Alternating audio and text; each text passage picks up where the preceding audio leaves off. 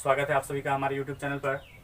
आज हम लोग पृथ्वी पर खींची गई विभिन्न प्रकार के काल्पनिक रेखाओं के बारे में पढ़ेंगे, जिसमें से सबसे पहला होगा हमारा विषुवत रेखा, दूसरा होगा अक्षांश रेखा, तीसरा कर्क रेखा, चौथा मकर रेखा, पांचवा आर्कटिक रेखा, छठा अंटार्कटिक रेखा और सातवां देशांतर रेखा होगा। तो आइए देखते हैं। सबसे पहले हमने क्या किया, एक पृथ्वी का नमूना लिया है। इसके ऊपर की ओर जो है उत्तरी ध्रुव लिखेंगे, क्योंकि मानचित्र में ऊपर की ओर हमेशा उत्तर होता है और ये पृथ्वी का ध्रुवीय क्षेत्र है, इसीलिए इसे उत्तरी ध्रुव। और दूसरा नीचे की ओर जो है दक्षिणी ध्रुव लिखेंगे, क्योंकि यह नीचे वाला क्षेत्र जो है दक्षिण कहलाता है, इसीलिए इसे दक्षिण ध्रुव लिखेंगे। तो सबसे पहले हम जानेंगे विषुवत रेखा के बारे में। तो पृथ्वी के बीचों बीच खींची गई काल्पनिक रेखा जो पृथ्वी को दो बराबर बराबर भागों में बांटती है, उसे हम विषुवत रेखा या भूमध्य रेखा कहते हैं। इसे हम विषुवत या भूमध्य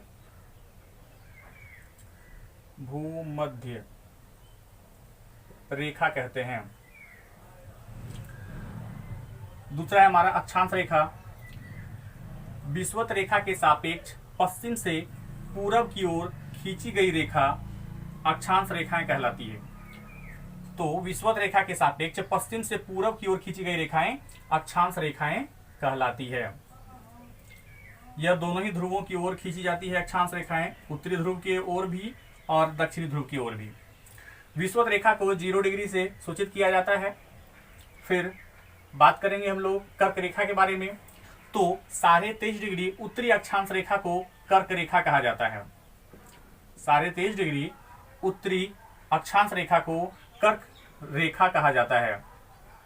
तो इस 0 डिग्री से बढ़ते हुए जब हम 23.5 डिग्री पर पहुंचेंगे, वहां जो खींची गई हमारी अक्षांश रेखा होगी उसे हम क्या कहेंगे, कर्क रेखा कहेंगे। तो उस तरह से 0 डिग्री से जब हम नीचे दक्षिणी ध्रुव की ओर जाएंगे तो 23.5 डिग्री दक्षिणी अक्षांश रेखा को मकर रेखा कहा जाता है। 23.5 डिग्री दक्षिणी अक्षांश रेखा को मकर रेखा कहा जाता है। उसके बाद है हमारा आर्कटिक रेखा। तो 66.5 डिग्री उत्तरी अक्षांश रेखा को जो है आर्कटिक रेखा कहा जाता है। आर्कटिक रेखा कहा जाता है। वहीं 66.5 डिग्री दक्षिणी अक्षांश रेखा को अंटार्कटिक रेखा कहा जाता है। 66.5 डिग्री दक्षिणी अक्षांश रेखा को अंटार्कटिक रेखा कहा जाता है। अब हम लोग जानेंगे देशांतर रेखा के बारे में। तो देशांतर रेखा एक ऐसी काल्पनिक रेखा होती है जो पृथ्वी के उत्तरी ध्रुव को दक्षिणी ध्रुव के साथ मिलाने का काम करती है। पृथ्वी के उत्तरी ध्रुव को दक्षिणी ध्रुव के साथ मिलाने वाली जो काल्पनिक रेखा होती है वह देशांतर रेखा कहलाती है। अर्थात हम इस रेखा को देशांतर रेखा कहेंगे। इस तरह से कई प्रकार की देशांतर रेखाएं जो है हमारे पृथ्वी पर इस तरह से खींची हुई रहती है। इनकी कुल संख्या जो है 360 होती है, जो इस तरह से हमारे पृथ्वी पर खींची रहती है।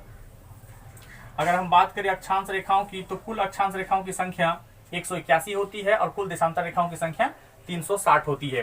तो इस प्रकार से अक्षांश रेखा और देशांतर रेखाओं से एक जालनुमा आकृति का निर्माण होता है। इस जालनुमा आकृति को प्रक्षेप कहते हैं। अक्षांश रेखाओं एवं देशांतर रेखाओं के खींचने से पृथ्वी पर इस तरह से एक जालनुमा आकृति का निर्माण होता है। यह जालनुमा आकृति जो है हमारा प्रक्षेप कहलाता है। तो वीडियो कैसा लगा आप लोगों को? यदि अच्छा लगा हो तो लाइक करें।